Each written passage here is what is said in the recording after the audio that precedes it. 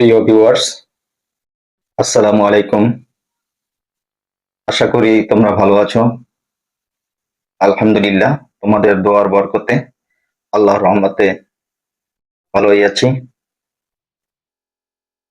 প্রতিদিনের ন্যায় তোমাদের জন্য আমি যে ভিডিওটি আজকে আপলোড করতে যাচ্ছি, আজকের আমার আলোচ্য বিষয় হলো কনজুগেশন অফ ভার্বস,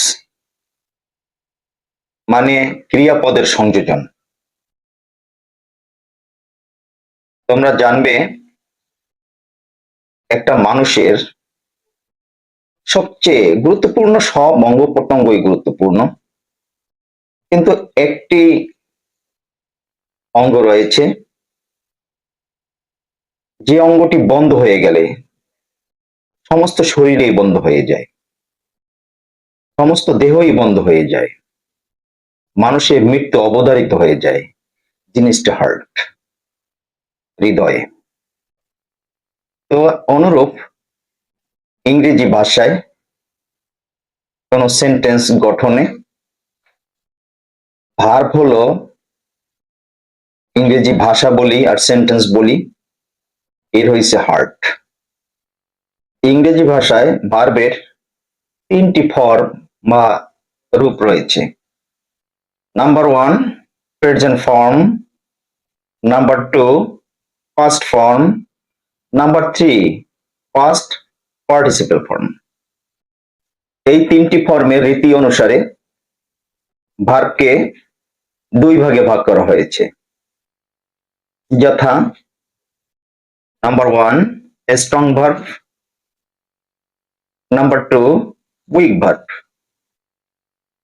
স্ট্রং ভার্বকে আমরা ইরেগুলার ভার্ব বলতে পারি, আর উইক ভার্বকে আমরা রেগুলার ভার্ব বলতে পারি। তোমরা জানো যে স্ট্রং মানে শক্তিশালী, স্ট্রং ভার্ব শক্তিশালী ক্রিয়া, আর উইক দুর্বল, এটা দুর্বল ক্রিয়া। তা আসা যাক, স্ট্রং ভার্ব কাকে বলে? যে সকল ভার্বের মধ্যবর্তী ভাওয়েল পরিবর্তন করে পাস্ট টেন্স গঠন করা হয় এবং উহার শেষে এন, এনই, ইএন যুক্ত করে পাস্ট পার্টিসিপেল করা হয়, তাকে স্ট্রং ভার্ব বলে। যেমন begin, began, begun, break, broke, broken, go, went, gone. এখানে তোমরা দেখতে পাচ্ছ বেগিন, পাস্ট টেন্স হয়েছে বিগেন, আই কিন্তু এ হয়ে গেছে, ভাওয়েলের পরিবর্তন হয়েছে পাস্ট টেন্স করার সময়। আবার পাস্ট পার্টিসিপেলে শেষে বিইজিইউএন, শেষে কিন্তু এন আছে।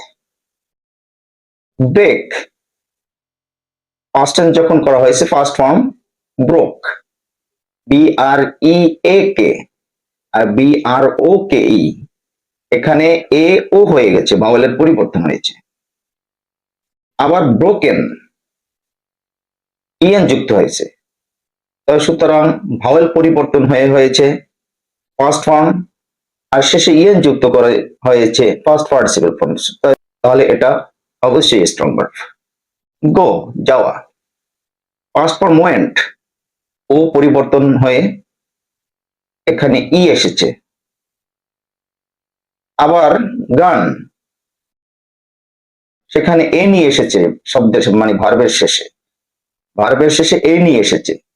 তাহলে এটা সহজেই বোঝা যায় যে আমি যে ওয়ার্ড গুলো বলেছি, যে ভার্ব গুলো বলেছি, এগুলো প্রত্যেকটাই স্ট্রং ভার্ব, কারণ এর পাস্ট টেন্স গঠনে মধ্যবর্তী ভাওয়েলের পরিবর্তন হয়েছে এবং পাস্ট পার্টিসিপেল করার জন্য এন, ইএন বা এ নিযুক্ত হয়েছে।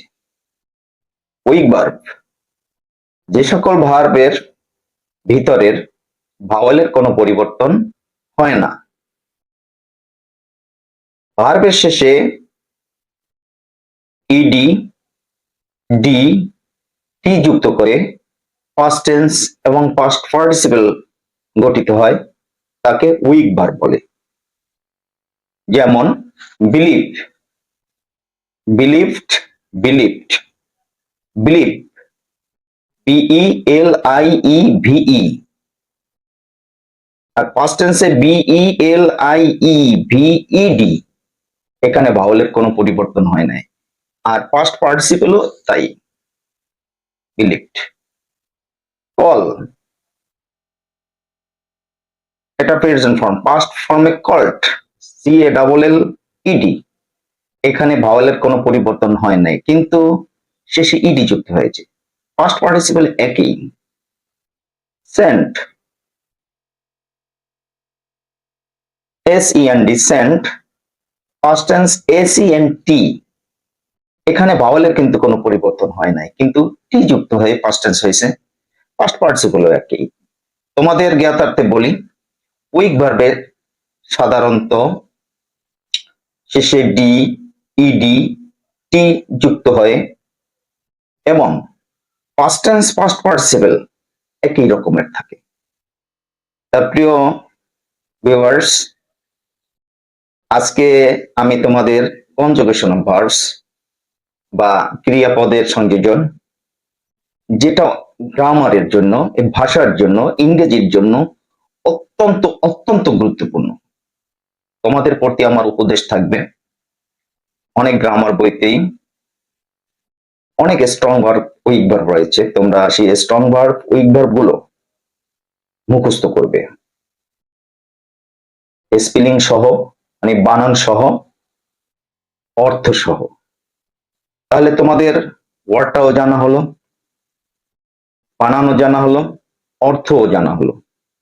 এটা কিন্তু অত্যন্ত গুরুত্বপূর্ণ। এটা ব্যতীত তোমরা কোনো কিছুই করতে পারবে না। সুতরাং এটার প্রতি তোমরা জোর দেবে। প্রতিদিন আর না হয় 5টি করে স্ট্রং ভার্ব অথবা উইক ভার্ব এগুলো তোমরা পড়বে। তো সকলের উজ্জ্বল ভবিষ্যৎ কামনা করে আজকের মতো আমি বিদায় নিচ্ছি। আল্লাহ হাফেজ। আসসালামু আলাইকুম ওয়া রাহমাতুল্লাহি ওয়া বারাকাতুহু।